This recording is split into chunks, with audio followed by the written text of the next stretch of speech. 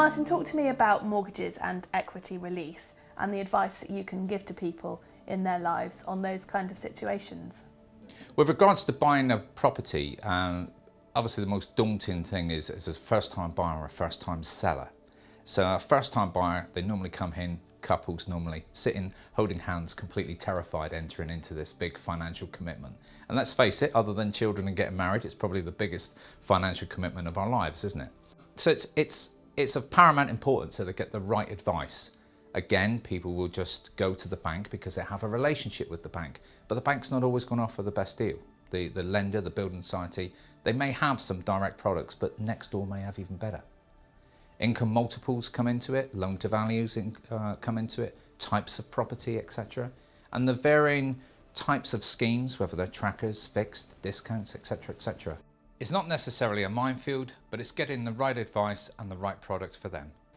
When they then decide to move, all of a sudden they're a bit more comfortable with the financial side, but the daunting experience is the first time selling, oh, we're now in a chain of we're selling to them and buying off them and so on and so on and so on. So we like to guide them through that as well. As we grow older, and fingers crossed we've paid that mortgage off before we retire and we get into retirement, a lot of people still can't manage financially on the monies that they have coming in. So there's always equity release to fall back on. It doesn't suit everybody, but it suits a lot of people, because I'm a firm believer that you've looked after your home. Well, in retirement, why can't it look after you?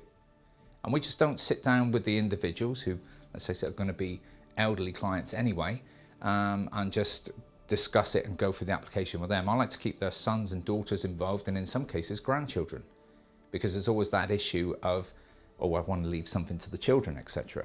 Well, you're living now, you should be enjoying that now. So we look to monitor right the way through all the mortgage schemes, etc. And when a client's with us, we have the mortgage sourcing system integrated with our Outlook system, so it actually diarises a review as far as their mortgage is concerned. So a client doesn't go, oh, I've just had a letter from my mortgage company and it says my fixed rate expires in 2 weeks' time, what shall I do?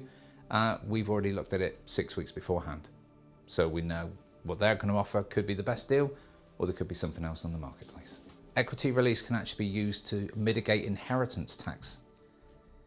It's because you're creating a debt against the estate. So if you've got elderly clients and quite a substantial property, which if something was to happen to either one of them, there would be a substantial inheritance tax liability. You can create a debt by releasing some of the equity and then invest in it and do it on a guaranteed basis, so even that's protected and ring-fenced. As you see, it's all part and parcel of a big jigsaw of financial planning, isn't it? It's my role as an independent financial advisor to guide my clients through the complexities of financial planning and give them peace of mind. If people would like to know more, they can either give us a call or drop us an email.